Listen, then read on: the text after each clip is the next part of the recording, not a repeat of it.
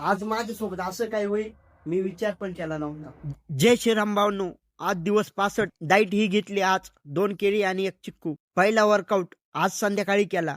राममूर्ती दंड फिंगरमध्ये, पंच साधारण दंड, सूर्यनमस्कार, वृक्ष विकासक दंड, वृश्चिक दंड हे करून वर्कआउट पहिला दंड.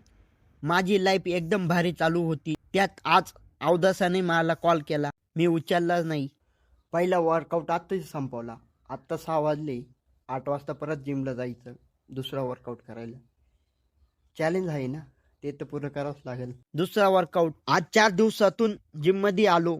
Squat set, leg press set, lunges set, RDR set. मग आपले थोडे शोल्डरला पण दणका देऊन टाकला. Shoulder press, lateral raise, front raise आणि शोल्डर रोटेशन करून वर्कआउट दुसरा पण कम्प्लीट. ही आहे माझी आजची सेल्फी. जेवण करून बसलो गरुड पुराण वाचायला. आज अध्याय 5वा. कर्मानुसार निर्णय. पुण्य जास्त असेल तर स्वर्गप्राप्ती, पाप जास्त असेल तर नरकातली शिक्षा. दोन्ही समान असतील तर त्यानुसार वेगवेगळे अनुभव. 75 दिवस संपत आले.